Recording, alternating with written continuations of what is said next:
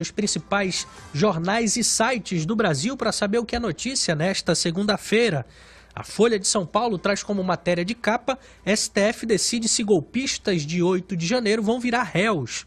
Corte analisa a primeira leva entre 1.309 acusados de 100 pessoas detidas na intentona bolsonarista. É o destaque da Folha de hoje. Lula volta a dizer que a Ucrânia também é culpada pela guerra, destaca a Folha de São Paulo. Agora vamos no Estadão. O Estado de São Paulo traz como manchete desta segunda-feira: adicional a ser pago a juízes federais pode custar até 1 bilhão. Extinto há 17 anos, benefício volta com pagamento retroativo. É o destaque de hoje do Estadão. Com queda da inflação, B6 indicam fim do ciclo de juro alto. Instituições emitiram sinais de mudança de rumo depois que redução da inflação em países como Estados Unidos, China e Brasil superou expectativas dos analistas. É o destaque aqui do Estadão. Agora a gente vai para o Rio de Janeiro. O jornal O Globo de hoje traz como manchete: governo quer usar estatal do pré-sal para baratear gás. Ministérios preparam MP para subsidiar novos gasodutos com recursos da PPSA. É o destaque de hoje do Globo. Sampaoli chega e vê frear a crise. É outro destaque aqui também do jornal O Globo. ICMBio quer rever concessões de parques. O Instituto quer tirar unidades de conservação do Programa Nacional de Desestatização e rever as normas de concessão de parques naturais já operados pela iniciativa privada. O objetivo é deixar claras as responsabilidades do Instituto na gestão e na fiscalização dessas áreas. É o destaque de hoje do Globo. Agora a gente vai passar nos principais sites do Brasil, começando pelo G1. O G1 desta segunda-feira traz como destaque: como o governo pretende taxar as apostas esportivas online. Entenda, é uma explicação aqui sobre essa medida do governo federal. Agora a gente dá uma passada na CNN Brasil. Governo fecha novo mecanismo para apoiar PPPs de estados e municípios. É o destaque da CNN. Vamos passar agora no Gazeta do Povo, Jornal do Estado do Paraná. Tá aqui. Lula, desce mais um pouquinho aí, amigão. Will, pra gente chamar aí o destaque. Aí, ó. Com brecha na lei das estatais, Lula amplia indicados políticos em empresas públicas. É o destaque de hoje da Gazeta do Povo. Por fim, a gente vai dar uma passada no site upoder.com, o site de política aqui da Rede Norte Digital. O destaque é: seminário estadual discute reforma tributária e seu impacto na Zona Franca. Ministro do STJ e presidente nacional da OAB são agraciados com comenda mérito acadêmico em Manaus. 7 horas e 26 minutos. A gente vai fazer o primeiro intervalo aqui do Poder e Opinião. Na volta a gente dá início aos nossos debates de hoje. É rapidinho, não sai daí não. Poder e Opinião, primeira edição. Com transmissão pela rádio ZLZN, Rádio Palmeira FM 102.1 em Manacapuru e Rádio Logos FM 87.9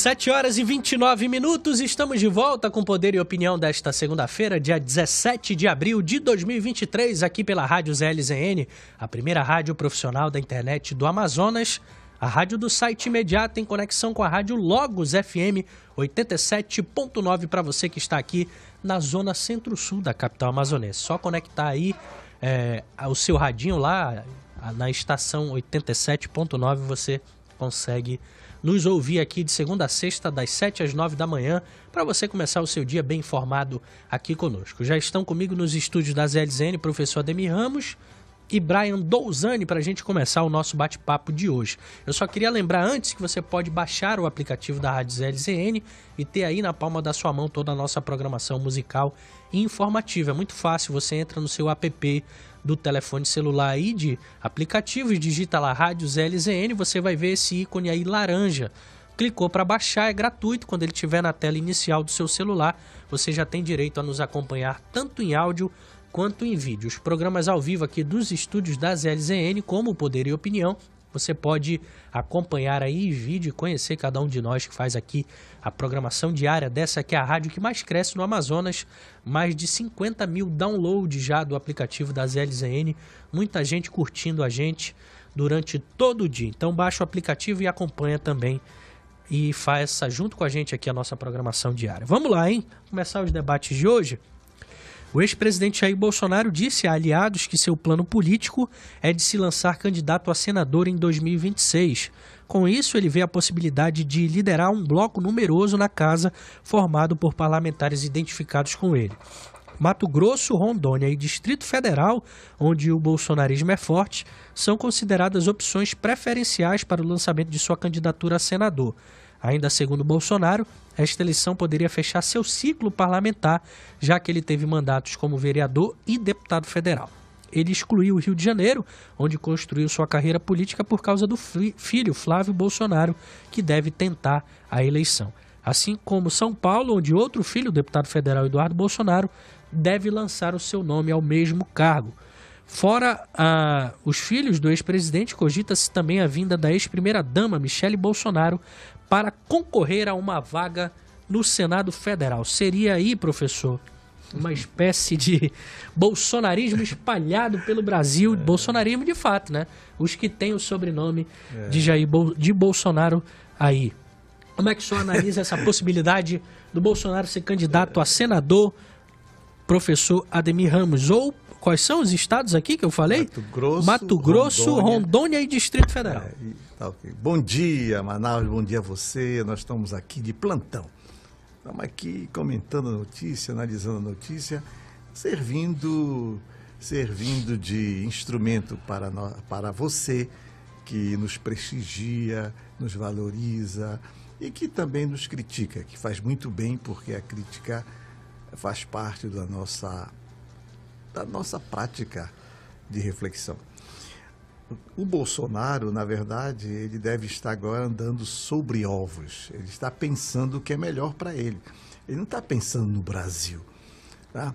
Ele está pensando o que é melhor para ele. E ele quer se dar bem em família, ele quer criar uma oligarquia no Senado Federal. Ele quer ser candidato pelo Senado, ele quer fazer o filho senador no Rio de Janeiro, ele quer fazer o filho senador em São Paulo, ainda de quebra quer fazer a mulher também senadora. Quer dizer, fica tudo em casa.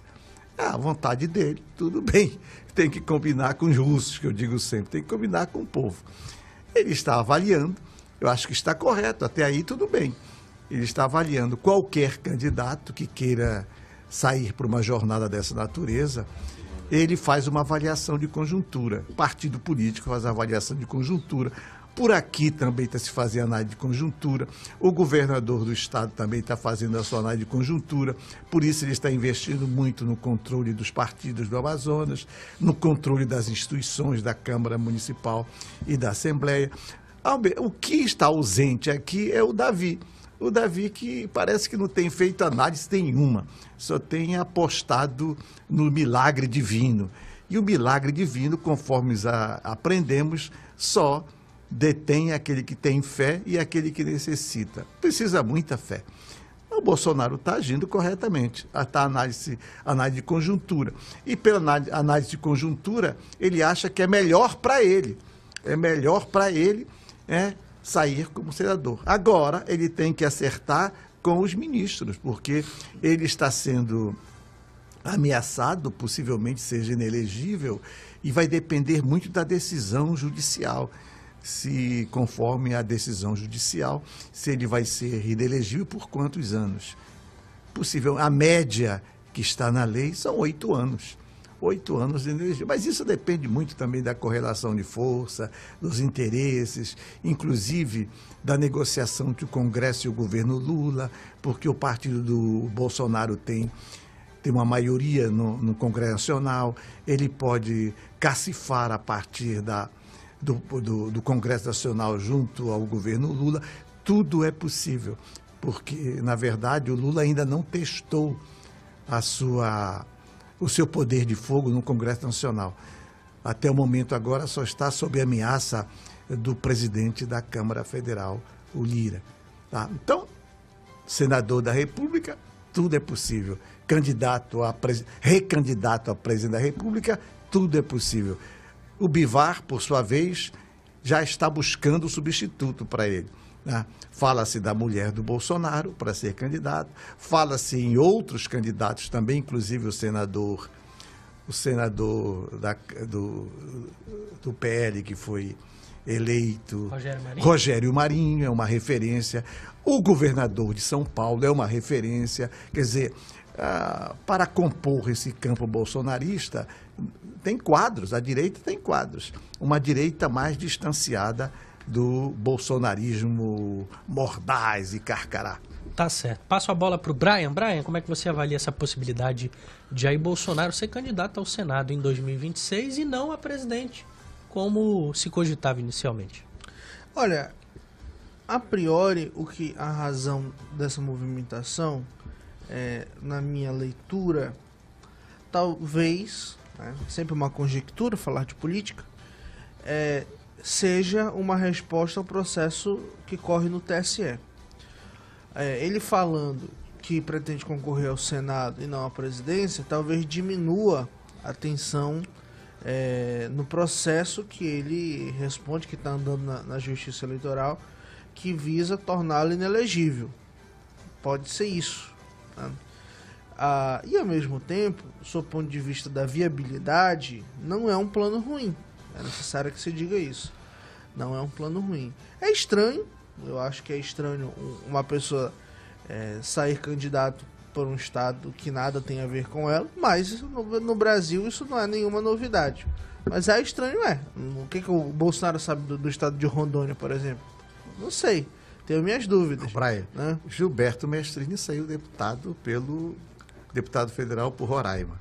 Sarney saiu pelo Não, Amapá. Isso que eu tô falando. Eu acho estranho, mas não é nenhuma inauguração originalidade, de era. Não tem nada de novo nisso. Mas eu acho profundamente estranho e eu jamais votaria numa pessoa que não conhece o meu estado. Mas a gente sabe que as paixões ideológicas não são movidas por esse tipo de princípio. Né? Então, eu acho que ele, voltando a ter foro privilegiado, se resguarda de uma série de questões, vai para o Supremo Tribunal Federal, os seus julgamentos, os seus processos, etc. E eu nem sei se isso é tão bom para ele, viu? É verdade. Hoje o Supremo está num outro momento, né? Ele brigou muito com o Supremo, é necessário a gente dizer isso. E o Supremo não são pessoas limpas de parcialidade, né? Não é dessa forma que funciona o jogo, a gente sabe muito bem disso. Então, ele quer realocar sua família, isso aí também é muito fácil, e diga-se de passagem, também não é um plano ruim, porque veja, eu já fiz esse comentário aqui algumas semanas atrás, a Michelle Bolsonaro, ela tem algo que para mim é inédito na história das primeiras damas brasileiras, que é uma popularidade muito acima do razoável, muito acima da média. Não usar isso politicamente para quem é um estrategista político, parece algo injustificável. Então, o natural é que ela se lance, né, que ela se utilize da sua popularidade no seu nicho, que nós já sabemos aqui, que é o público evangélico. Isso é uma coisa aposta, né? Isso é uma coisa aposta, também não existe nenhuma novidade nisso. É verdade, o Flávio Bolsonaro vai concorrer à reeleição, não sei se vai ganhar, mas o estado do Rio de Janeiro também tem o histórico de eleger pessoas muito interessantes, né, para os principais cargos ali. Lembrando que o Bolsonaro venceu no Rio de Janeiro e fez o Cláudio Castro governador, ou seja, teoricamente, o Rio de Janeiro ainda está sob comando do bolsonarismo. Sim, Eduardo Pazuello. Fez o mais votado. E fez o Pazuello. Fez o Hélio. Fez o Pazuello. O Hélio Bolsonaro, que é o Hélio. Ou seja, o Rio de Janeiro ainda parece ser um estado muito forte do bolsonarismo. Mas se a tua tese for verdadeira, que o Bolsonaro queira dissimular e mostrar menos pressão, ele poderia aceitar o status de pastor da igreja. Bolsonaro nem evangélico é, professor. Ele poderia amenizar essa dor para sensibilizar e dissimular junto ao STF. Bolsonaro nunca se colocou como evangélico, ele sempre declarou ser católico e a esposa dele é evangélica. São coisas diferentes. Eu acho que é isso. É necessário analisar, porque a gente está numa época, Thiago, que todo mundo é pré-candidato a tudo. É igual o Pedro falou outro dia, que ele é pré-candidato também à prefeitura de Manaus, né? Então todo mundo é pré-candidato, isso é... Tem meu apoio, Pedro. E o meu também. 2 votos, né? Ele já tem. Então, assim, é muito cedo. Eu acho que é mais uma questão de joga aí no jornal, vamos ver qual vai ser a reação aí das instituições, do público, etc. Né? Mas eu não sei se o público dele quer isso. Eu vejo o público dele muito bem organizado para votar nele em 2026 para a presidência da República. O público mais fiel do bolsonarismo vê ele de fato como um messias, né? Talvez que volte para resgatar a paz social no Brasil. Então, Deus nos livre. Então vamos ver o que vai acontecer. Na verdade, professor Ibrahim, tudo vai depender de 2 fatores. O primeiro é essa questão dos processos dele junto ao Tribunal Superior Eleitoral. Isso é um ponto que pode deixá-lo inelegível por 8 anos. O outro ponto é como será a receptividade do público a Jair Bolsonaro nessas viagens que ele pretende fazer agora nesse momento de pré-campanha municipal, porque a informação que a gente tem é que o Bolsonaro vai viajar o Brasil numa espécie de caravana para levar o seu apoio aos candidatos a prefeitos do PL. O PL que ele mesmo disse, Bolsonaro pretende eleger 1000 prefeitos em 2024. Então, a saber como vai ser essa questão do TSE e essa receptividade do público, o Bolsonaro vai projetar 2026. Por enquanto, na minha humilde opinião, só são conjecturas mesmo para saber o que o povo vai falar acerca dessa informação. É o tabuleiro, né? O tabuleiro. Faz parte, né, professor? Esse é o nosso tabuleiro da política. Vai depender do investimento que o Lula está fazendo. Olha quanto tempo o Datena faz isso. O Datena sempre faz isso. Agora disse que vai ser vice do Boulos. Depende muito do desempenho do governo Lula, da questão da governança. Também, professor. Como é que o Lula vai investir agora essa articulação que está feita internacional, como vai ter repercussão aqui, tá? E depende muito também da condição jurídica do Bolsonaro, como é que vai ser decidido a vida dele, da imoralidade que ele cometeu nesse país, vai ter que responder, tá? E agora não podemos negar que ele tem um capital político, e ele está tentando amenizar aqui e se garantir também, porque ele pode sair candidato a presidente e perder mais uma vez, ele fica mais uma vez sem status, e como senador não. Senador tem coisa melhor desse país. Você tem 8 anos como senador. É uma mordomia do cacete. É uma mamata, professor. 7h43, a gente vai fazer mais um intervalo aqui no Poder e Opinião. Volta daqui a pouquinho com um novo tema e muito debate. Não sai daí.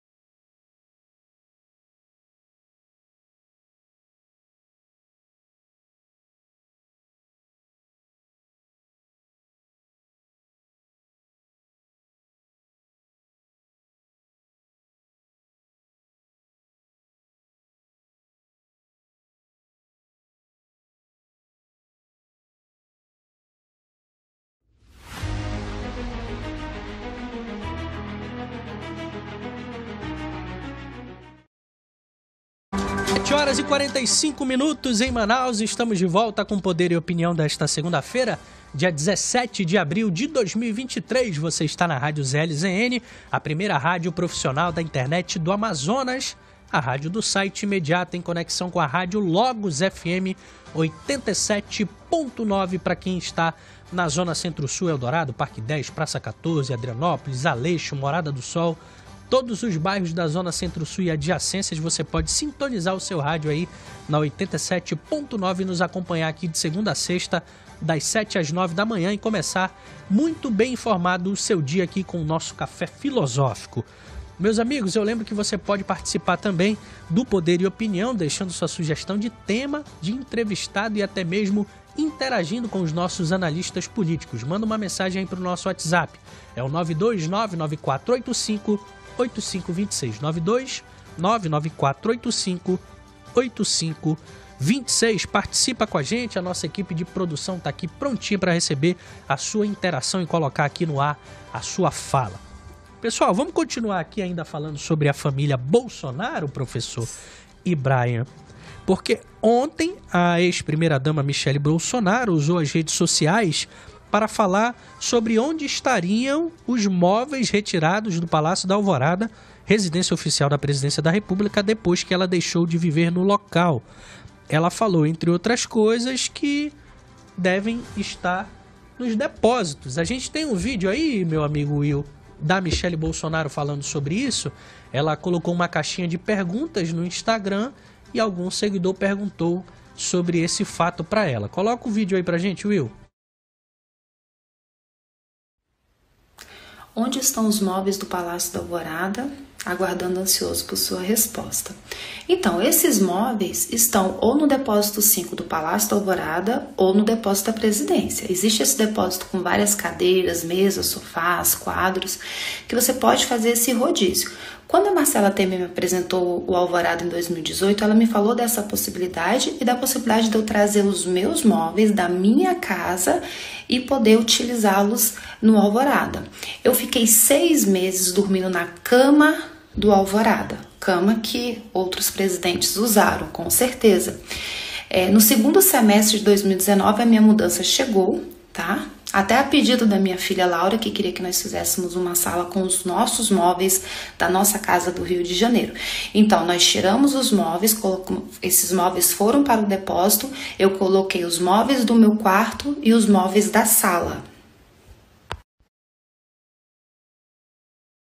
Idade do vídeo aí, eu acredito, mas a gente coloca mais pra frente. Ela continua falando que há uma narrativa da esquerda e aí dá uma cutucada no Lula e na Janja, dizendo que aqueles que dizem defender os móveis que saíram do quarto e da sala eram os móveis da minha casa no Rio de Janeiro, assim como mostra nos registros de natais, de momentos em família, e eu tenho como provar.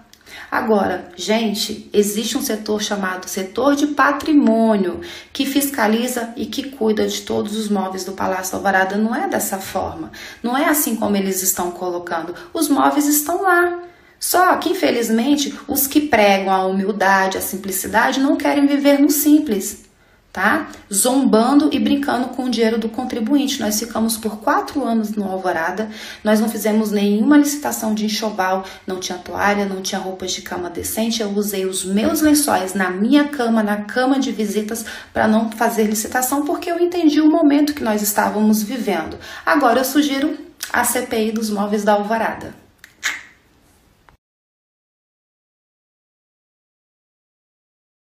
Dizendo que ela e o Bolsonaro passaram 6 meses de 2019 vivendo no Alvorada com os móveis que existem lá. Depois ela fez um enxoval trazendo as coisas que ela tinha da casa dela no Rio de Janeiro e que ao sair ela levou de volta e que em 4 anos, Brian, não fez nenhuma licitação aí para comprar móvel, para comprar sofá, nada. Ela viveu com o que tinha lá. Sim.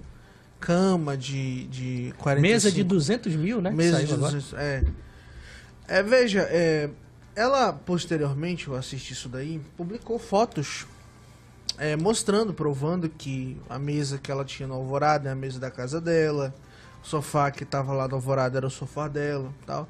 ela apresentou fotos, né? Fotos valem mais do que 1000 palavras. Né?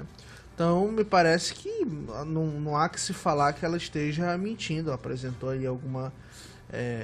tem que falar, né? Porque, veja, quando a pessoa se cala, dá espaço para a mídia, para a militância do governo, fazer todo tipo de conjectura em cima da situação. Né? Então, onde estão os móveis da Alvorada? Evidentemente que ela, como os móveis que estavam na Alvorada eram móveis de sua propriedade, quando ela levou, ela deixou a Alvorada vazio. Não porque ela roubou os móveis do Alvorada, mas é porque os móveis do Alvorada estavam no depósito e ela estava usando da sua casa. Isso é uma coisa meio óbvia. Ponto. Né? Então, não existe nenhum ponto obscuro nisso daí. Então, ela apresenta a sua defesa. É necessário se defender quando você está com a sua razão, porque quando você lida, você é uma pessoa pública, você vive da sua imagem. Né? E muitas das vezes as pessoas acham que elas têm o direito de fazer o que quiserem com a imagem das pessoas públicas. E isso não deveria ser assim numa sociedade ideal, me parece. Né? Então, analisar, dirimir essa picuinha, porque é uma picuinha de internet, evidentemente, tem que ser dirimida essa picuinha. E assim, é lamentável, e aí eu concordo novamente, porque eu já comentei isso aqui semana passada, como é que o novo governo e o Bolsonaro tem todos os problemas do mundo, que passei 3 anos e meio criticando, mas de fato eu não lembro do Bolsonaro abrir um negócio aí para comprar uma mesa de 200 mil reais. Eu não lembro. E olha que eu critiquei muito o Bolsonaro, não foi pouco não. Que eu boto pra cima e dificilmente alguém vai me acusar de passar pano pra um dos lados. O Thiago sabe muito bem, conhece a minha atuação nas redes sociais. Não passo pano. Então, não lembro de mesa de 200 mil reais do Bolsonaro. Agora, assim, pra te ver que existe alguém com discurso de austeridade no governo, me parece, né? Porque parece que o ministro Rui Costa não permitiu. Da Casa Civil. Não permitiu. Parabéns, ministro Rui Costa, por não ter permitido. O senhor poupou o governo de mais um desgaste. O senhor, com a sua sabedoria, poupou o governo. Porque é um absurdo. Vamos lá, 200 mil reais numa mesa? Primeira dama? Que é isso, primeira dama? A senhora é uma mulher estudada, é uma socióloga, uma mulher que deveria entender as minúcias da sociedade brasileira. Que exemplo é esse? Quem é que vai pagar isso? É um absurdo. Parabéns ao ministro. Finalmente alguém me parece que são nesse governo. Parabéns ao ministro e parabéns à ex-primeira-dama por vir a público se defender, porque é importante que as pessoas não tenham apenas a visão da mídia da verdade. Porque a mídia não controla a verdade. A verdade é a verdade, independente do que a mídia está dizendo.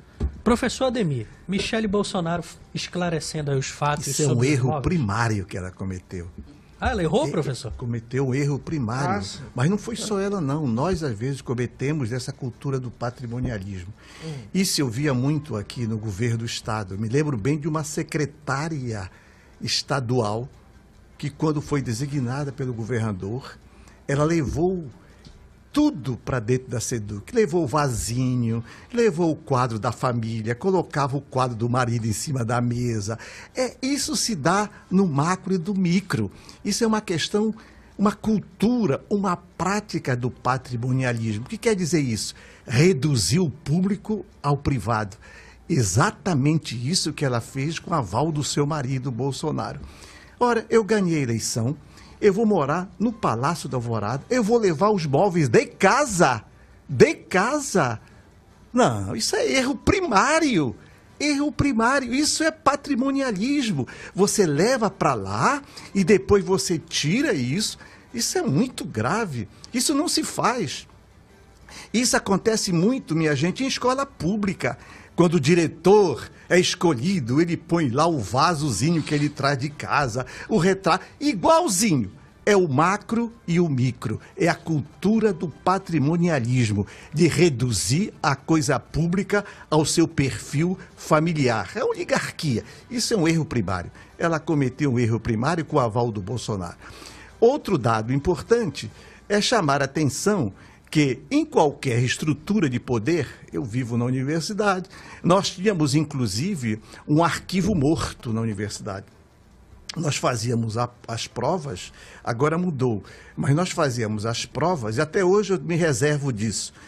Eu tenho provas na minha salinha lá que os colegas, não, desfaz isso, mas eu tenho medo de colocar no lixo e depois alguém vai lá, pega a prova, olha, o professor Ademir está jogando as provas dos seus alunos. Eu morro de medo.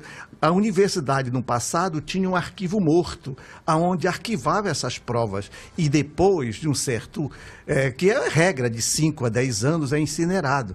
Hoje não temos mais, e por isso nós podemos correr o risco de colocar no corredor essas provas como lixo, e ao mesmo tempo alguém achar essas provas e depois mostrar isso como se nós estivéssemos desfazendo os alunos no lixo. Isso tudo deve ser cuidado. E no Palácio também tem todo o patrimônio, e é sobre esta questão do departamento patrimonial que a joia da República, a joia árabe, que deveria ser contabilizada como patrimônio, não foi. O Bolsonaro queria meter a mão na joia que ele estava contrabandeando lá do mundo árabe para o Brasil. Por isso ele tem mais um processo. Tem 3 pacotes. E o pior de tudo, que ele reduziu o piloto, o Nelson Piquet, como o receptador de furto. O grande Piquet como receptador de furto. Que vergonha para a nação. Então, tem erros quanto uma cultura patrimonialista, que é muito voraz no Brasil. Segundo, esse erro primário da primeira-dama com aval do seu esposo. Eu jamais consentiria isso. Terceiro, a joia. A joia, assim como todo o patrimônio que está no palácio, é tombado. Os quadros. Tanto que quando o Lula foi lá, encontraram o quadro do Di Cavalcanti lá no depósito. Encontraram outros quadros lá no depósito, jogado lá. Deve ter quadros do Moacir de Andrade lá, porque o Moacir, o nosso grande artista, ele fazia muito essa troca e vendia muito mural. Era muralista, vendia muito mural lá em Brasília. Deve ter lá no depósito os arquivos de quadros. Isso faz parte dessa cultura e nós aqui estamos prontos para analisar, tá? Analisar, ver e denunciar também. Tá certo. Tiago, posso só fazer uma observação? Por favor. Eu sou um dos principais críticos nesse programa do patrimonialismo, mas eu discordo da análise do professor por alguns aspectos. Para mim, o Alvorada não deveria nem existir. Eu já falei isso aqui. Mas já que existe, a gente tem que lembrar o seguinte. O Alvorada ele não é uma repartição pública. Ele é um patrimônio público, mas não é repartição pública. Ele não faz parte do executivo tal como ente federativo. Então, o Alvorada, ele é a residência do presidente da República, a casa oficial da República. Dito isso, é necessário nós lembrarmos que foi, a Michele acabou de explicar, a própria Marcela Temer que explicou, e se ela fez isso é porque a lei permite. Essa é a segunda questão. A lei permite que se use ou os móveis do Alvorada que estão lá, que são da União, ou os móveis da casa, né? Ou os móveis pessoais. É uma possibilidade que a lei permite. Eu não vejo patrimonialismo nisso. A pessoa simplesmente querer usar os móveis. Ela não jogou os móveis da União fora. Ela colocou no depósito da Presidência da República, né? No depósito da União. Agora sim, é onde ela vai morar. Você já pensou se a pessoa não pode escolher o básico do local que ela vai descansar com a sua família? Como eu falei, para mim, o presidente, assim como em outros países, deveria ter a sua casa, e isso não tem nada a ver com o Estado. Já que Brasília foi pensada nesses moldes, e eu não estou falando só da Presidência da República. Salvo engano, a vice-presidência também tem uma residência, o presidente da Câmara tem outra, o do Senado tem outra, e, evidentemente, que eles têm o arbítrio de dizer, vamos mudar a cor dessa parede. Isso é uma coisa normal, né? Então, eu discordo nesse ponto do professor. Acho sim que o patrimonialismo é uma questão muito ruim para o Brasil, mas não vejo o simples uso dos móveis pessoais. É a casa dela. É a casa do vai ser a casa da Janja. Não é a Lula. casa dela. Mas Não é a casa dela. Ela tem apenas 4 anos para estar lá. Sim, não é casa dela, mas não é ela casa do pode, Bolsonaro, não é casa do Lula. A legislação Aquilo ali permite, é um a espaço legislação público, não é um bem do patrimônio. Aquilo é tombado. Tombado. Aquilo não é casa dela, não é a casa do Bolsonaro, nem do Lula. Aquilo ali tem que ser zelado, tem que ser contido, etc. Agora, mas isso foi feito. você vai lá, leva os seus móveis de casa, vai levar a sua figurinha. Que é isso? A lei permite, claro, permite a lei, mas não é legítimo, é uma questão de consciência política. Pelo amor de Deus, consciência política. É não comprar uma mesa de 200 mil reais. Não, mas e tu tá te pegando nisso, mas existe dados dentro do Congresso, da Câmara. Você pode seletivo. Olha, por exemplo, você está dizendo assim, não, porque eu não vejo isso, porque para mim o Palácio da Alvorada existe. A sua vontade não é lei, a sua vontade não é histórica. A mesma coisa, a vontade da primeira dama não é lei, e para isso existe o mecanismo de controle. O senhor está fazendo um argumento moral. O senhor está fazendo um argumento moral. Alvorada, para mim o Alvorada existiria. Ora, você quer negar a história, quer negar os fatos. Eu tenho total respeito ao professor Ademir, a quem eu divido a bancada diariamente, mas pegamos um fato e o professor conseguiu levar a crítica ao Bolsonaro por a primeira-dama ter levado os móveis dela, não ter feito licitação, e a Janja que está aí querendo comprar. Se nós tivéssemos o feedback direto aqui, eu perguntaria, moçada, isso acontece conosco. Eu tenho 38 anos de docência. Eu sei o que... Tem jovens professores que chegam na universidade e perguntam assim, Universidade Federal, cadê a minha sala? A minha sala? Tiago, isso faz parte de uma cultura enraizada que está na nossa veia. Cadê a minha sala? Professor, sabe... Que minha sala, porra nenhuma? Ninguém tem sala aqui, cara. Ninguém tem sala aqui.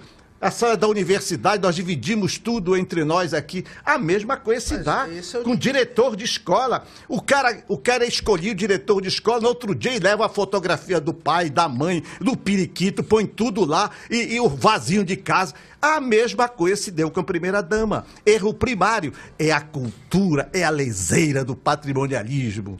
Tá certo. São 8h03. A gente vai fazer mais um intervalo aqui no Poder e Opinião. Hoje está quente o debate. A gente volta daqui a pouquinho com um novo tema e muito debate. Não sai daí.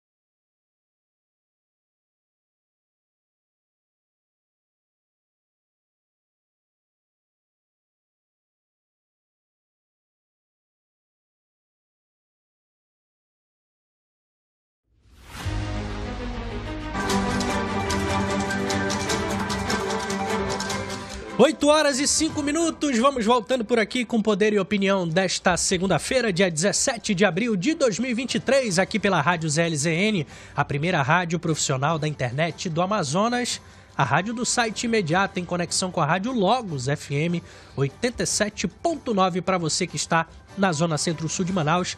É só sintonizar aí o seu rádio que nos acompanha aqui de segunda a sexta, das 7 às 9 da manhã, para você começar o seu dia muito bem informado aqui conosco no nosso café filosófico com muita política e análise sobre os fatos que estão acontecendo aqui em Manaus, no Amazonas e no Brasil.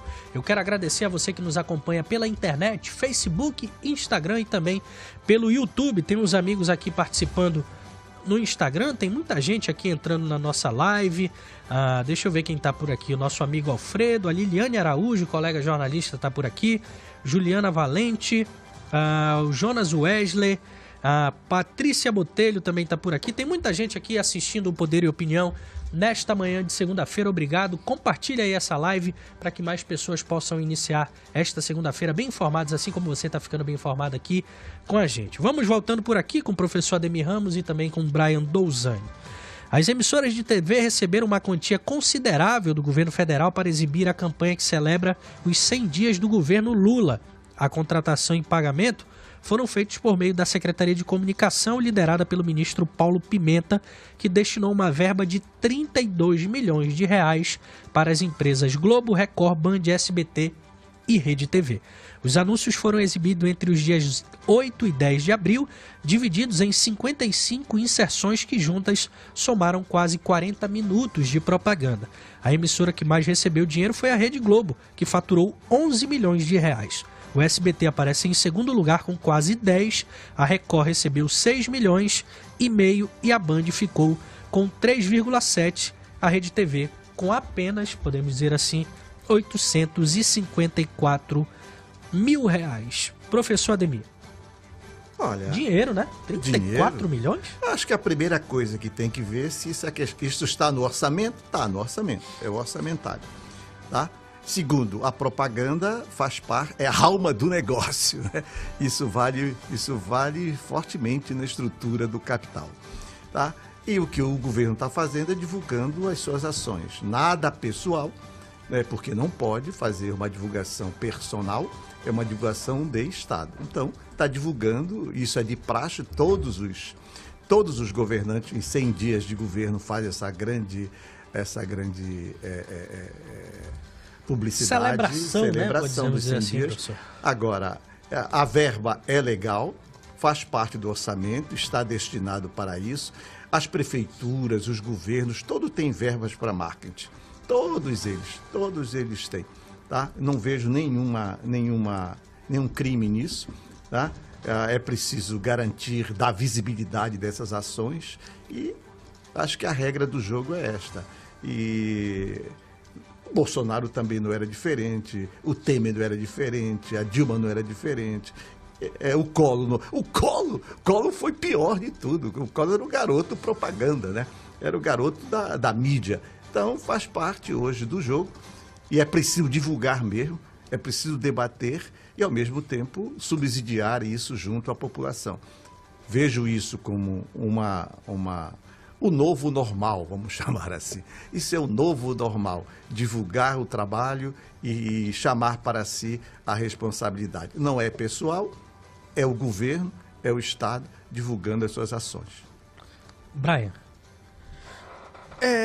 Veja, eu estava falando agora há pouco da Michele, e aí eu falei sobre a mídia, que a mídia, quando você se utiliza dela para você formar as suas opiniões, é como se a mídia tivesse o monopólio da verdade, principalmente se você não consome mais de um veículo, né? Então, a mídia, ela é importante para formar a opinião das pessoas, né? Eu estou falando isso porque o PT ele é especialista em colocar em suas propagandas um Brasil que não existe, né? Ele é muito bom nisso. E eu concordo até com o professor. Ele não é o primeiro, não será o último. Isso aí eu concordo, isso é fato, né? Mas esse é o problema da propaganda pública, né? A propaganda pública, normalmente, ela mostra muito mais do que é a realidade, né? E oculta todos os problemas, evidentemente, que ninguém vai fazer propaganda contra. A chance de você ser ludibriado por uma peça publicitária que foi pensada, muito bem pensada, pelos marqueteiros do governo, é gigantesca, né? Só que quando você desliga a televisão e você vai no supermercado, você anda pela rua, você vê que o Brasil, ele não é a propaganda da televisão, nem desse governo, nem do anterior, nem do anterior ao do anterior, né? Eu não estou falando aqui porque é o Lula, estou falando porque é a realidade, né? Pode falar, professor, por favor. Eu posso fazer uma reflexão nesse campo também? Fique à vontade. Porque não é, eu estou fazendo uma leitura muito sobre, no campo da sociologia pós-moderna, essa questão do capitalismo, e um dos itens importantes é a questão do marketing. O marketing, por exemplo, dentro do capitalismo, é tão importante, e a democracia não está ausente disso, é uma relação profunda sobre a questão das mídias. E o que é que tu chamaste a atenção, que eu concordo plenamente, é a divulgação e esse divórcio da realidade. É isso que a gente tem que... Isso vale tanto para a política quanto também para as propagandas do grande capital, do mercado. O que é que hoje... Isso é importantíssimo a gente pensar no campo ideológico, no campo mesmo do convencimento. No campo ideológico, hoje, nós não consumimos mais por necessidade, entendeu? Não consumimos mais por necessidade, nós consumimos por uma questão de moda, de marca, de alpinismo social, ao mesmo tempo, ou de afirmação de um partido ou de uma concepção ideológica para se mostrar que é de esquerda ou de direita. Então, isso vale tanto para a política, tanto para o mercado. E o papel do professor e do analista é exatamente mostrar entre aquilo que é, aquilo aqui no campo do nosso café filosófico, é aquilo que é e aquilo que deveria ser. Então, aquilo que é pode ser muito diferente daquilo que deveria ser. Então, cabe nós chamarmos a atenção de profunda reflexão dessa realidade objetiva das coisas. Senão, nós estaremos confinados também a ser enganados e enganar terceiros. Perfeito, professor. É isso. Essa questão, Sim, Brian, por favor. rapidamente, Claro. de uso de verba publicitária para peças publicitárias de governos é uma coisa comum no país. Eu falei aqui há algumas semanas, inclusive, o valor vultoso que a Prefeitura de Manaus utiliza para gastos com publicidade. 174 milhões anual é o orçamento da Secretaria de Comunicação para essa questão de peças publicitárias. Um orçamento 7 vezes maior, por exemplo, do que o orçamento da Secretaria de Meio Ambiente. Um exemplo. Ou seja, a Prefeitura se preocupa mais em fazer propaganda de si mesmo do que com o meio ambiente, sendo que Manaus é uma das capitais que ficam na região amazônica, né? O verde do Brasil. Então, é normal que o governo Lula faça isso nesse momento. E semana passada a gente falou sobre isso, o Lula foi à China e uma das pautas da visita foi um acordo de cooperação técnica entre a Secom Brasil com a empresa estatal de comunicação da China, onde eles devem fazer investimentos técnicos e financeiros aqui no Brasil para a Secom. Ou seja, é possível que venha dinheiro chinês para que a Secretaria de Comunicação brasileira possa se munir aí de peças publicitárias e de recursos para que o governo Lula saia bem na foto, professor. Isso, eu fiz uma reflexão também, Tiago, sobre essa questão da viagem do Lula. O Lula se tornou a figura da América Latina hoje. É o grande tótem da América Latina, é o Lula. Mas devemos ter muito cuidado que o Lula em si não é nada mais do que o Lula.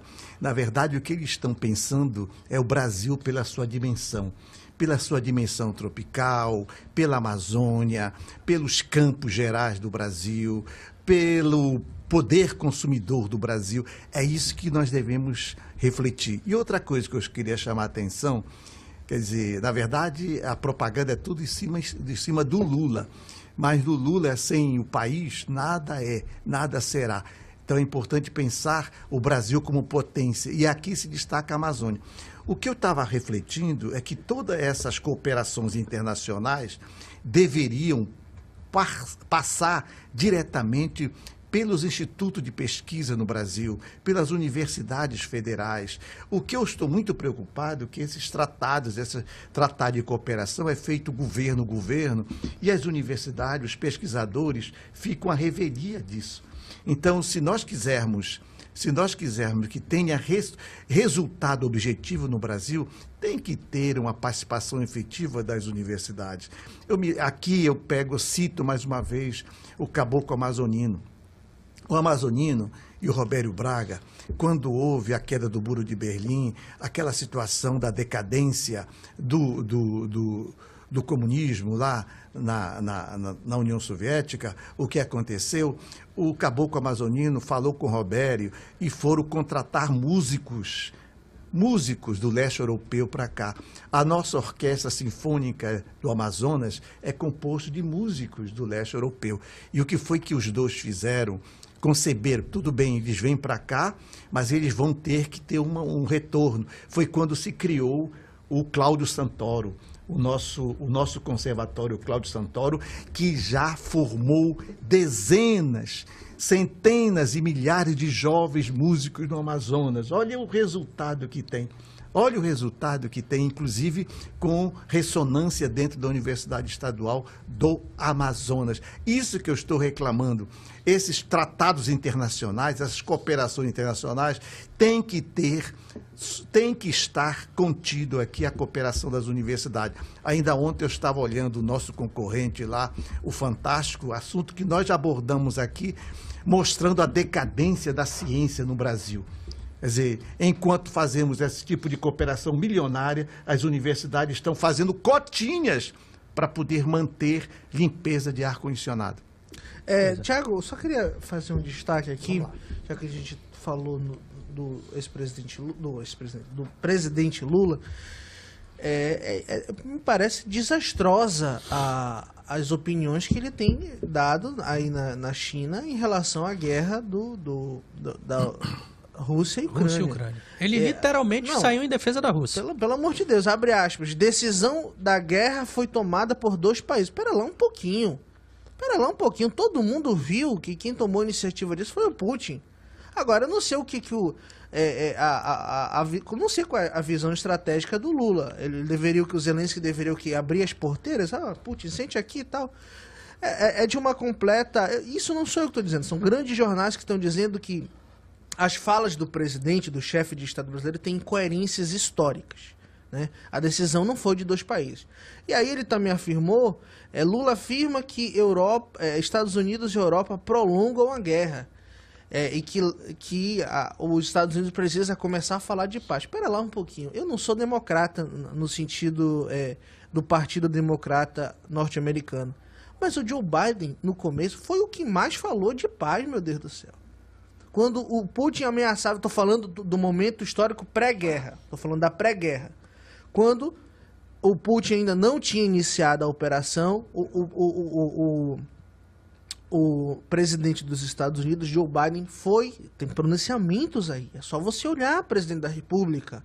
Itamaraty, pelo amor de Deus, acessório esse homem direito. Né?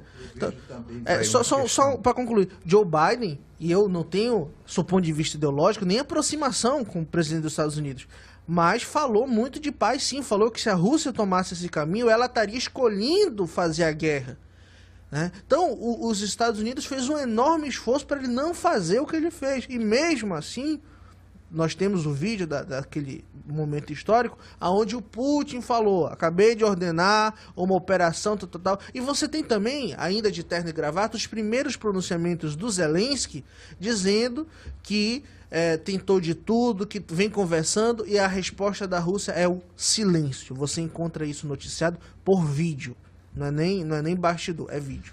1 minuto, professor, vamos lá. Olha, tem fatos engraçados assim. O Lula, quando estava na cadeia, ele revelou que estava lendo a biografia do Getúlio Vargas. Vocês se lembram? Sim, sim. Leu. É um livro, inclusive, do companheiro do partido, do PDT. Um livro volumoso, tentando lembrar o nome dele. A biografia do Getúlio. O Getúlio, na década de 30, na década de 40, ele conseguiu fazer essa ginástica historicamente falando, entre a ginástica entre o eixo, né, Estados Unidos, Alemanha, tá?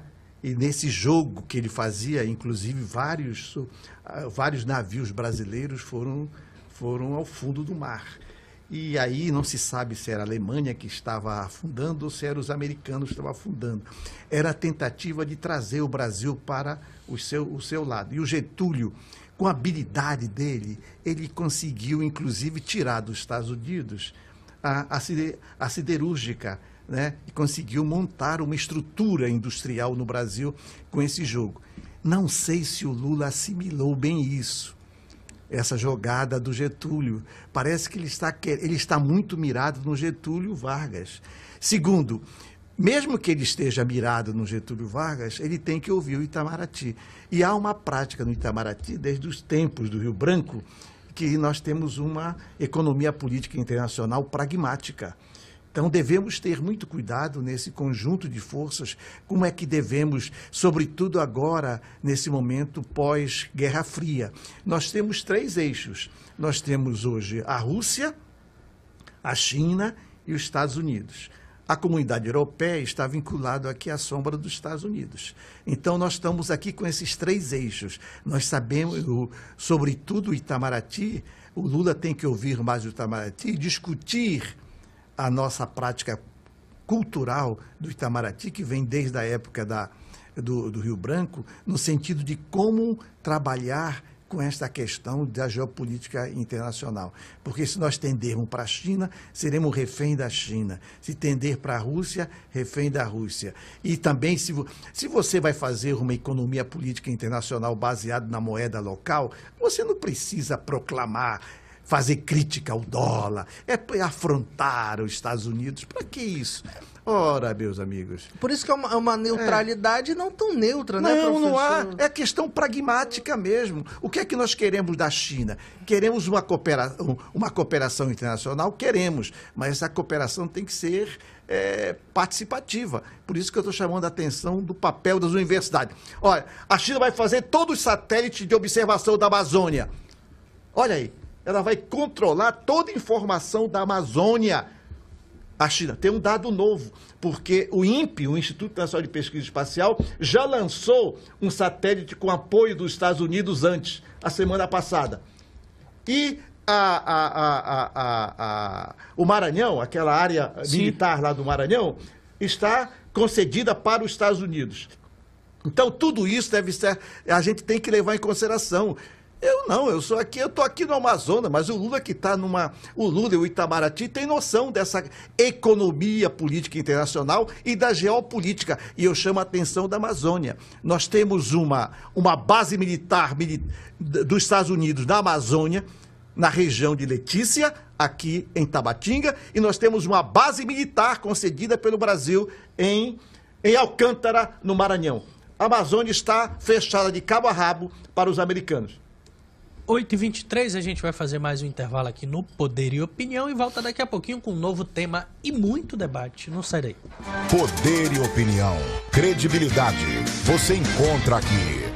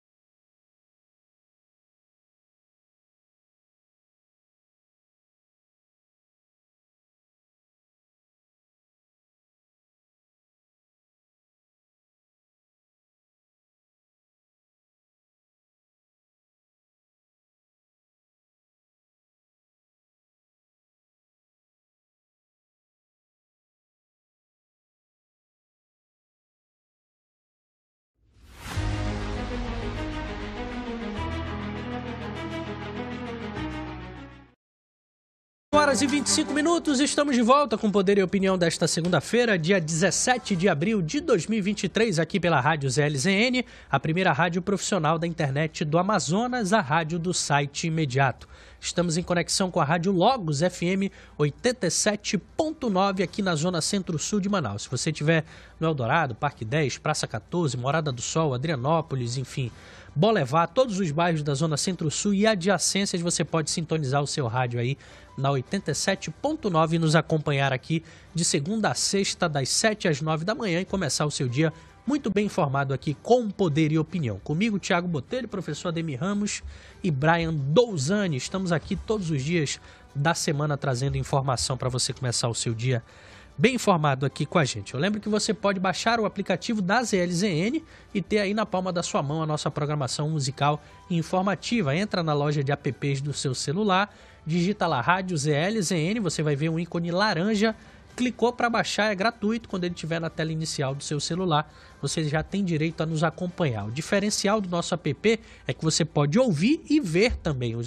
Os programas ao vivo aqui nos estúdios da ZLZN são em vídeo, então você pode conhecer cada um de nós que faz aqui a programação da rádio que mais cresce no Amazonas. São mais de 50 mil downloads já feitos, muita gente acompanhando a gente aqui, porque a nossa programação tem muita música bacana e também informação. Então baixa o aplicativo e curte a gente, não perca essa oportunidade. Na última sexta-feira, o grupo de trabalho da reforma tributária esteve em Manaus, em visita à Motorhonda da Amazônia, do Distrito Industrial. O coordenador do grupo, o deputado federal Reginaldo Lopes, do PT, assumiu o compromisso de que o texto proposto pelo colegiado a ser votado no plenário da Câmara vai considerar as questões regionais dos estados, entre elas a segurança jurídica dos benefícios fiscais da Zona Franca. O coordenador falou sobre a importância que a indústria tem para o estado do Amazonas e para a cidade de Manaus, além da importância do ponto de vista social e ambiental para a sustentabilidade do país, e que a reforma tributária vai considerar também as questões regionais. Questionado em coletiva de imprensa após a visita à linha de produção da Honda, se o GT considera adotar uma alíquota menor do imposto sobre valor agregado no Amazonas para manter a competitividade da ZFM, o relator do GT, deputado federal Aguinaldo Ribeiro, afirmou que o grupo de trabalho vai ouvir os governadores sobre as demandas regionais antes de tomar a decisão. A visita do grupo de trabalho da reforma tributária ao Amazonas não contou com a presença de todos os membros. Dos 12, 8 deputados estiveram em Manaus. O deputado Aguinaldo Ribeiro minimizou a ausência dos demais parlamentares e justificou que eles estão se desdobrando em outras frentes temáticas. Professor, o senhor acompanhou aí... Acompanhei. O rescaldo, podemos dizer assim, dessa visita? Qual a sua análise?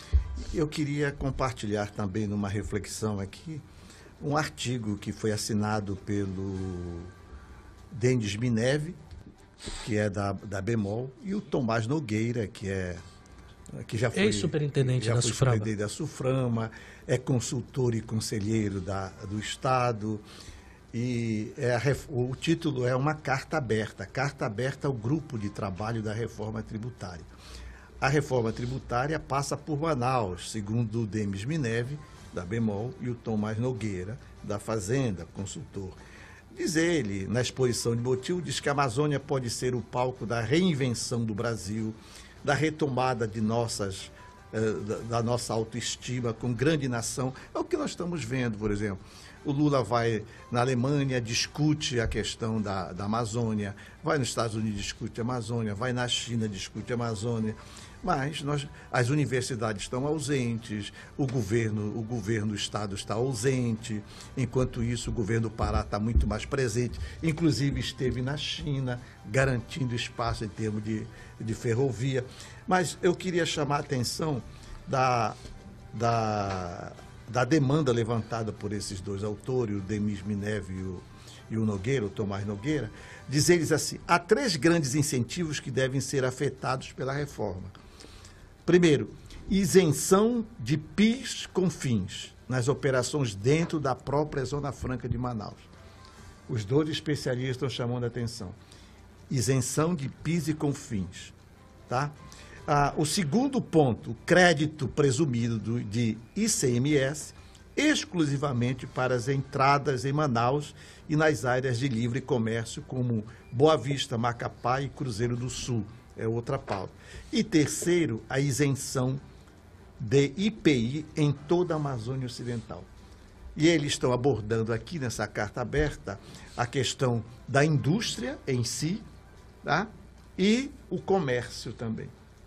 Então, os especialistas estão chamando a atenção, dizer assim, se perdermos os três, estimamos o potencial aumento de preço na região, com um todo de entre 5% a 20%, com os aumentos mais severos em Manaus e Boa Vista. Aumento de preço desta magnitude causam um empobrecimento generalizado, com perda de poder aquisitivo, equivalente a voltar aos anos 90. Além disso, causa uma perda de competitividade das empresas regionais, com implicações amplas de emprego, desemprego e perda de renda. Quer dizer, são especialistas que estão falando, chamando a atenção desse debate. A presença dos deputados aqui foi muito importante, uma articulação diretamente com a SUFRAMA, uma articulação diretamente com o governo do Estado e houve um seminário, não foi uma conversa de boteco, não. Foi um seminário onde tivemos vários olhares, várias concepções e vários encaminhamentos. Agora vamos aguardar a efetividade disso, a ressonância que esses encaminhamentos foram tomados em Manaus, agora dentro do grupo de trabalho em Brasília, na Câmara Federal. Brian. É mais um compromisso, né? Mais um compromisso aí que a política faz com as vantagens comparativas ao modelo Zona Franca de Manaus. Então, cumpriu-se aquilo que nós prevíamos. A sexta-feira, o encontro aqui ia ser, de fato, muito importante e é necessário dar de César o que é de César, elogiar o trabalho e a indicação do deputado Saulo Viana por essa iniciativa. E temos agora um compromisso, né, do coordenador do grupo para nos garantir as nossas vantagens e tal. Evidentemente que nós vamos precisar ainda debater como que essa vantagem será mantida, uma vez que muitos tributos que nós conhecemos hoje, como o próprio IPI, deixarão de existir, né? Então, existe o compromisso, ok. Mas é necessário isso se materializar. Porque se nós estivermos falando de uma reforma que vai simplificar o nosso sistema tributário e unificar imposto, é necessário a gente ver como que essa manutenção se dará. Então não é um debate muito simples, é um debate profundamente técnico. Me parece que na área da política nós estamos indo bem, né? Pelo menos na política nós estamos indo muito bem. E ver qual texto, analisar exatamente, espero que os três deputados estejam muito atentos a isso, qual texto sairá desse grupo de trabalho. É muito importante isso. Então, é necessário ver, de fato, como que se dará, como que isso vai se materializar, esse compromisso, né? As duas PECs, a 45 e a 110, elas trabalham com unificação de imposto, que é o tal do IVA, né? Que o senhor vice-presidente da República defende também, sempre defendeu esse modelo. Muita gente defende esse modelo. É um modelo de que tem tido êxito em algumas experiências internacionais. Então, o Brasil é complexo, gente. Não é simples, o Brasil é muito complexo, o Brasil é muito grande, né? Existem muitas preocupações.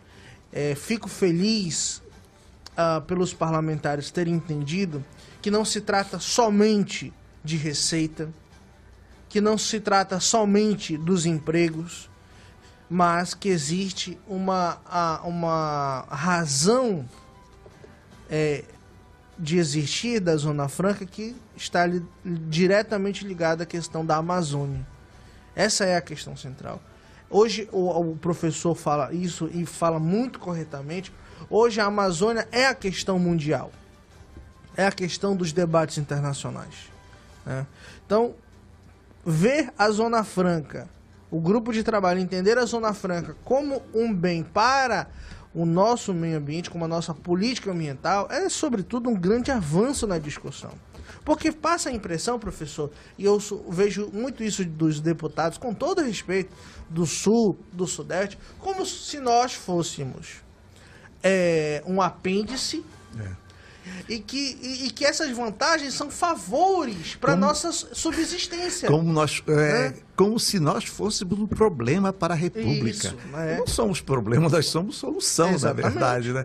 É o que nós estamos vendo aqui. O que eu estou lamentando é o seguinte, essa ida do presidente da República à China levou de tiracolo o governador do Pará, que conseguiu benesses lá, a respeito de uma ferrovia, etc.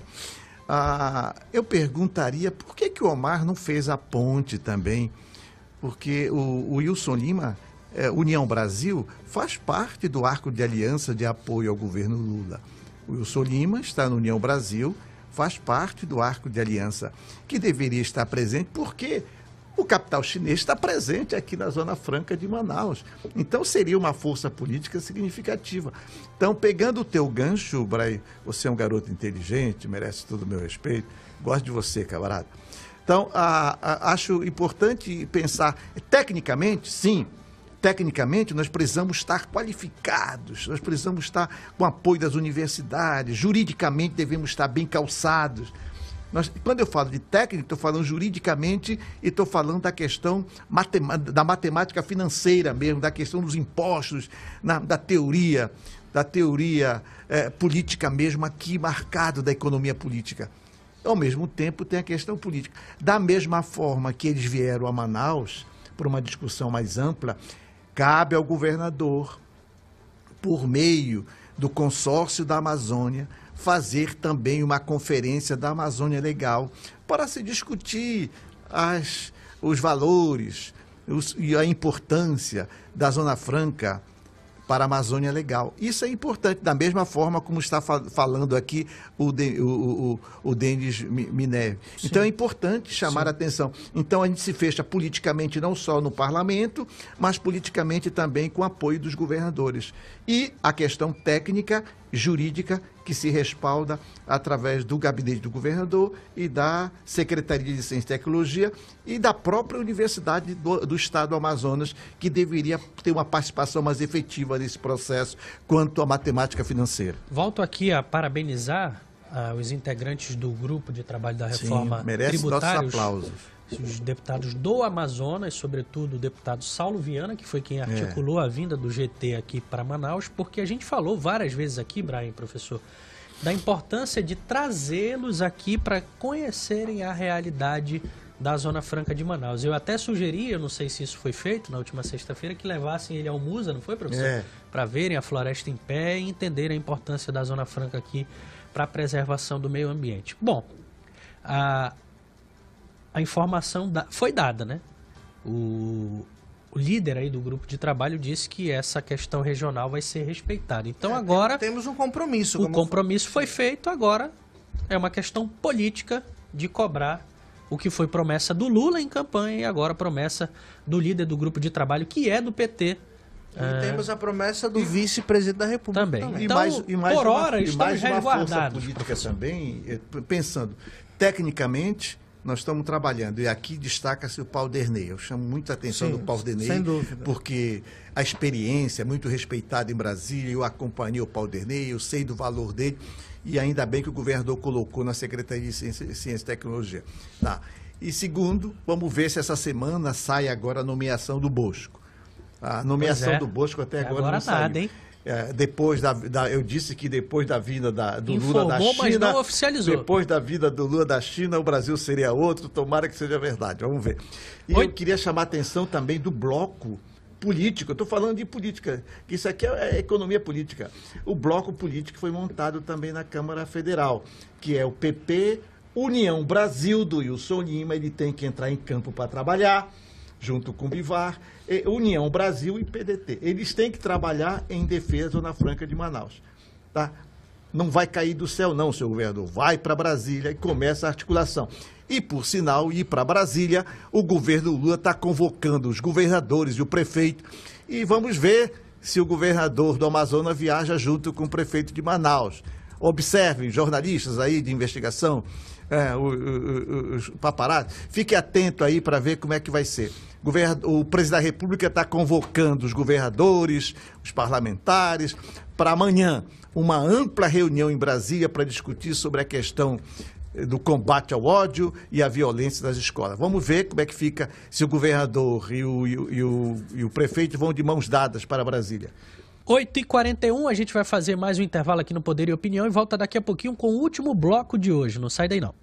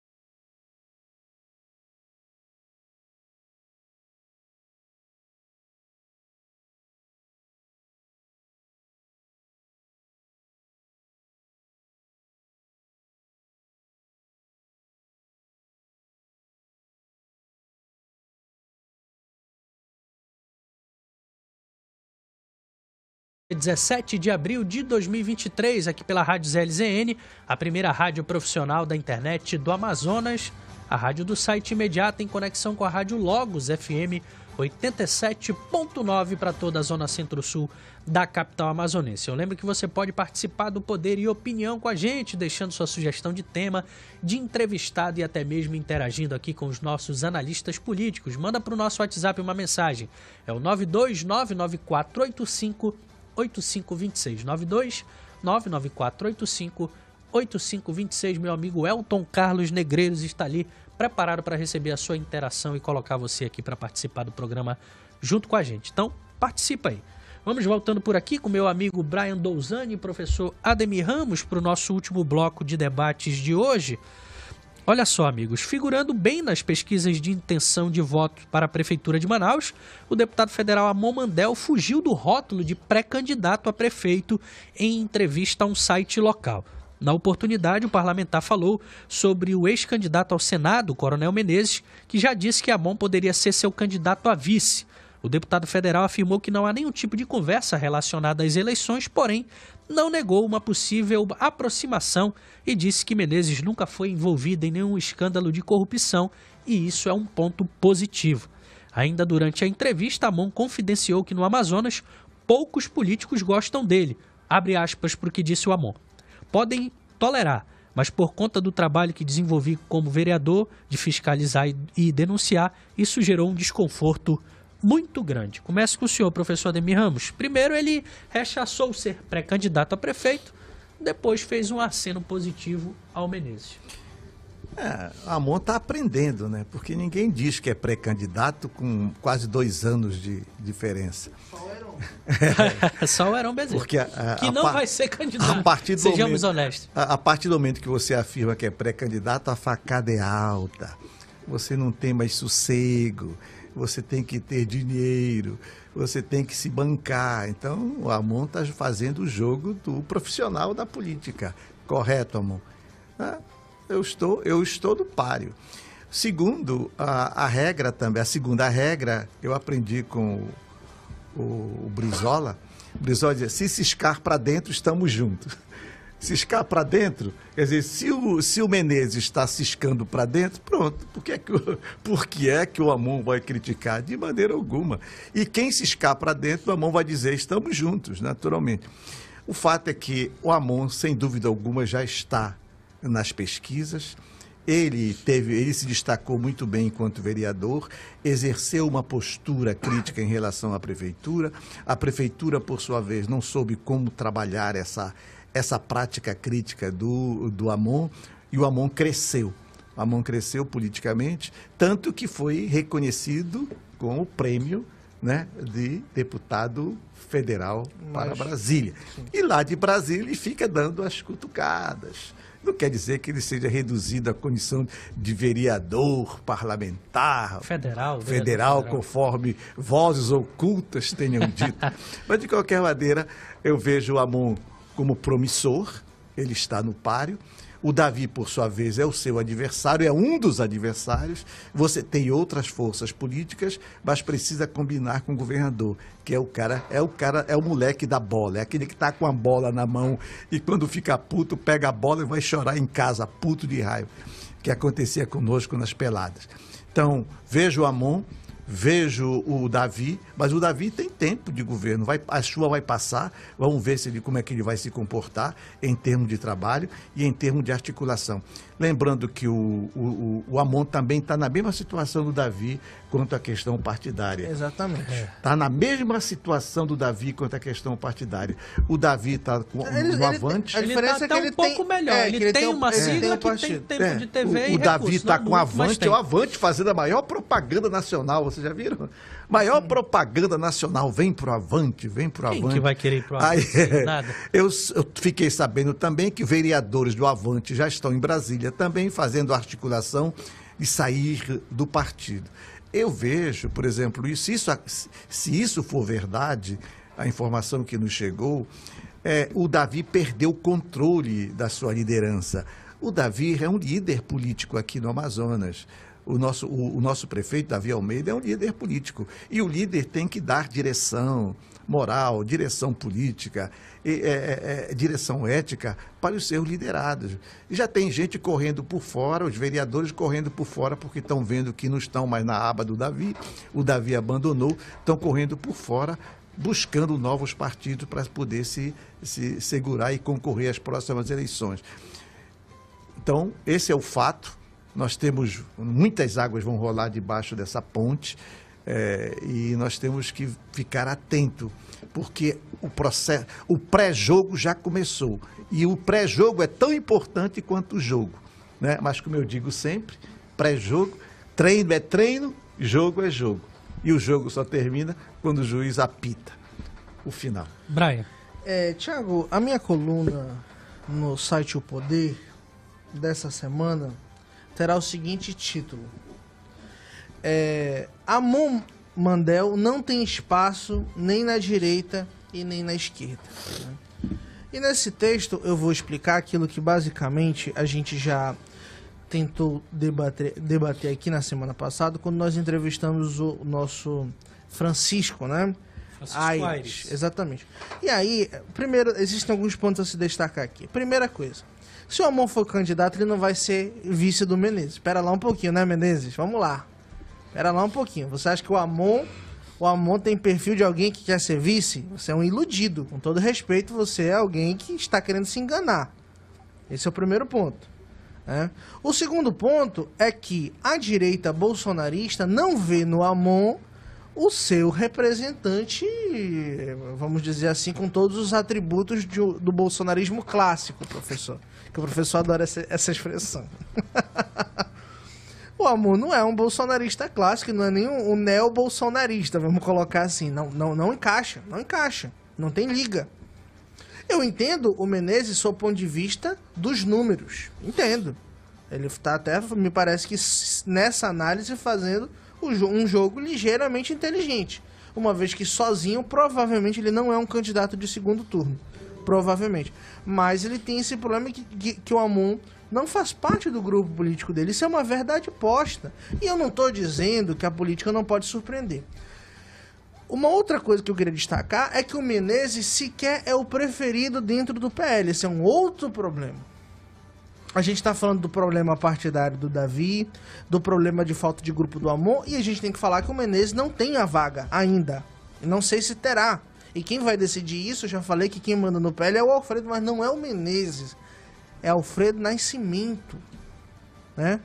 Então, só um instantinho, professor. Então, esses 3 pontos, eles são a questão principal. E por outro lado, o Amon, ainda que eu sei que muitas, eles têm um bom diálogo com o setor progressista aqui em Manaus, eu sei disso. Nós temos aqui, a Gleice esteve aqui sexta-feira, né? Nós tivemos aqui uma atenção da presidente para a figura da Anne Moura. Nós temos aqui o Zé Ricardo, ex-deputado federal, que sempre foi candidato historicamente do PT à prefeitura de Manaus. Então, quando eu falo que o Amon não tem também espaço na esquerda, primeiro, ele não está hoje no grupo, ele está naquele grupo dos 170 e poucos do bloco do centro lá, o tal do que... Ele está na beira do centrão, ele não está na base do... o centro do B. É, o centro do B, exatamente. que se aliou ao Lira, diga-se de passagem. É o centro então, do ele B. Não está, hoje ele não está na base, eu estaria mentindo se falasse que ele está, pelo menos não formalmente, né? Não está formalmente na base. Mas longe também da oposição ele está. Então, a mesma pergunta que eu fiz aqui para o Francisco, é muito difícil isso daqui, né? E eu tendo a achar, ou tá voando na pesquisa, mas quando as forças se organizarem, professor, nos polos, vai apertar o centro. Sim. Vai apertar o centro. E quem não tiver muito bem fincado no chão, vai ser engolido.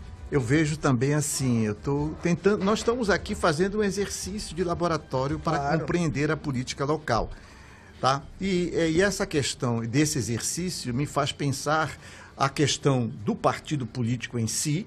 Veja a complicação do Davi, veja a complexidade do Amon.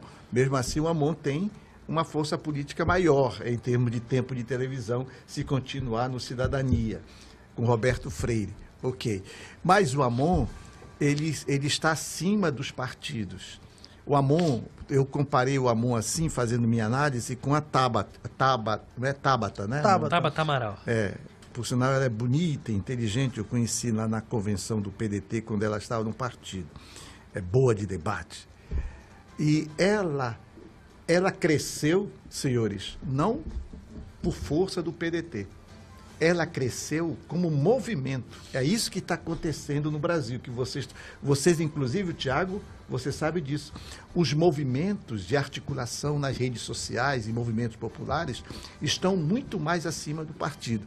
Está havendo uma fricção entre os movimentos e os partidos políticos, porque dentro dos partidos, os movimentos não cresceram. Os movimentos estão crescendo fora do partido. É o movimento das mulheres, estão crescendo muito mais fora do partido do que dentro do partido. Esse movimento de massa das redes sociais, onde é que está a base do Amon? Não está no partido. A base do Amon está nas redes sociais, nessa articulação. Agora, essa articulação é orgânica? É massiva? Lhe dá sustentação? Ou ela pode virar como nuvem de uma hora para outra, pode se mudar. É isso que eu estou tentando compreender. E eu estou tomando como referência o movimento da Tabata em São Paulo e de outros também que foram eleitos nessa mesma força política, de fora para dentro do partido.